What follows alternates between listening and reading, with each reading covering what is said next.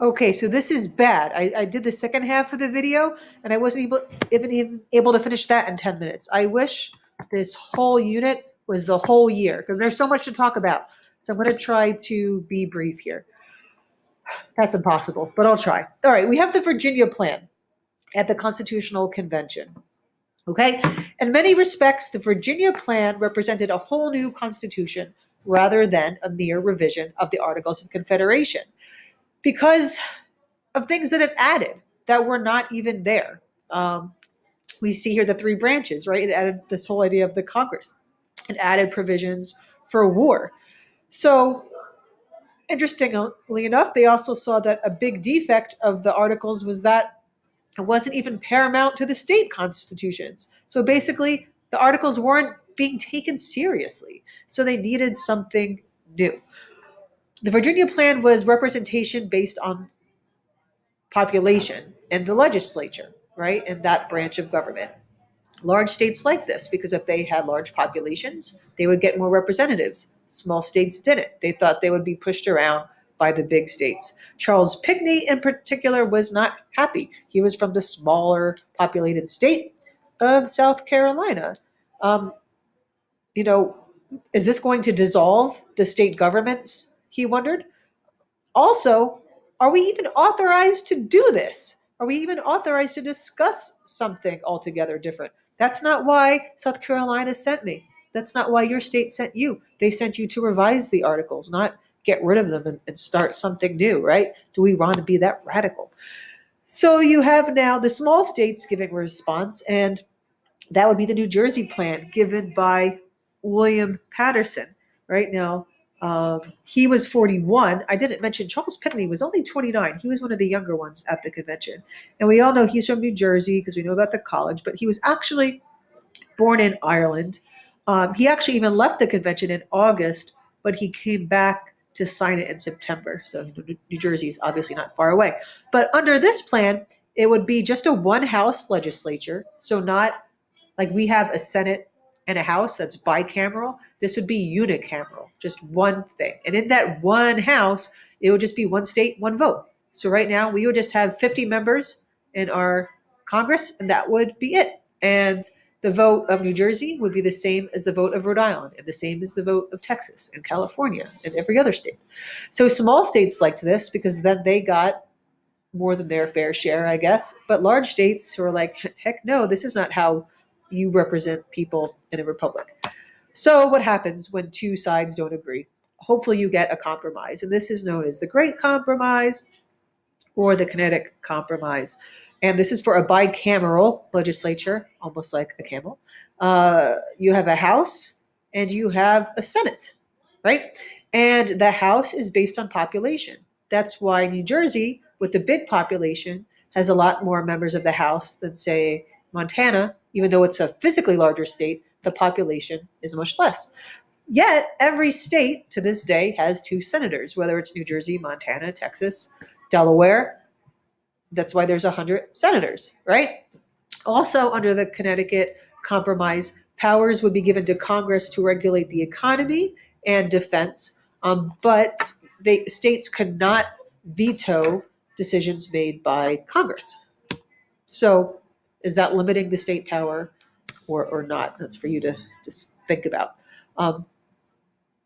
Also mentioned in this, you have the other things. Remember, this Constitution made up our government, the branches of government, how it works, how they're elected, how long their terms would be, right? Were there age requirements?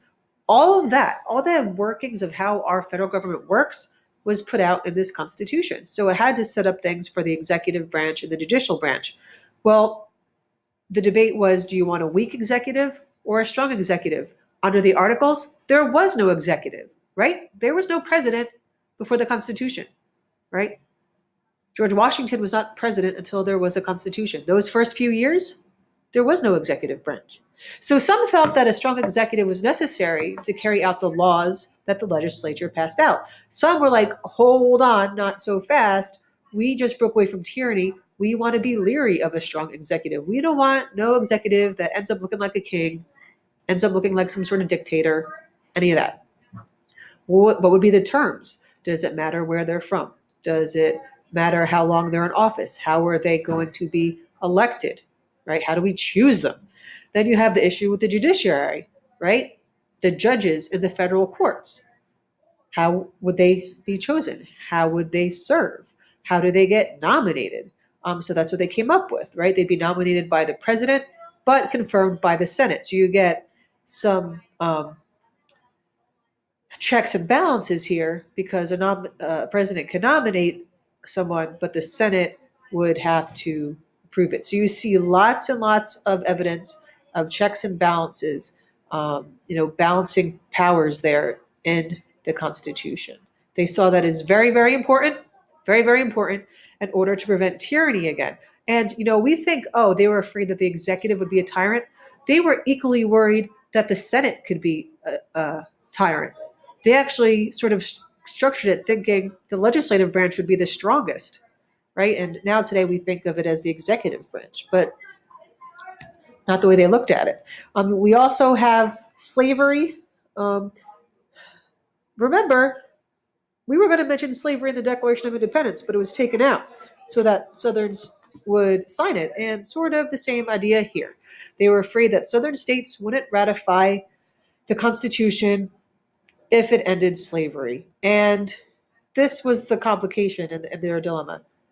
So then, if they don't sign it, but we think putting it in is important, the Constitution doesn't get passed, the Articles of Confederation stay, the country collapses. Do you let that happen?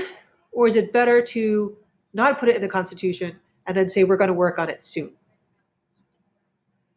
Most of the founders saw slavery as dying out, and they thought it would die out soon. Things were leading in that direction. But then things changed, the cotton gin, industrialization, all sorts of things. And that doesn't happen. Slavery actually sort of increases in some ways. We'll get into that soon. It was put that Congress couldn't ban the slave trade until 1808. Okay? Not everyone was happy with all these decisions. Madison himself thought that it was wrong to admit into the Constitution the idea that there could be property in men. The 3/5 compromise is all about how states would be apportioning the representatives and taxing them. It was proposed by James Wilson of Pennsylvania and Roger Sherman of Connecticut, not even people from the South. It gave Southern states 1/3 more seats in Congress and electoral votes than if this was ignored. So in other words, if slaves are worth 3/5 of a person, that's how they would be represented. So their slaves, 3/5 of them would be represented in Congress. Not that the slaves could vote, they would just be counted as people to have seats in Congress. So it's sort of mathematical. We can talk about that in class. The result is that the Constitution is signed after much debate. Only 33 of 55 delegates support it. If you only get 35 of 55 delegates to support it, would you get enough states to support it? Now, some didn't want to sign it because there was no Bill of Rights. But James Madison says, you know what? This is going to be our first order of business as a new country. So sort of like making a deal.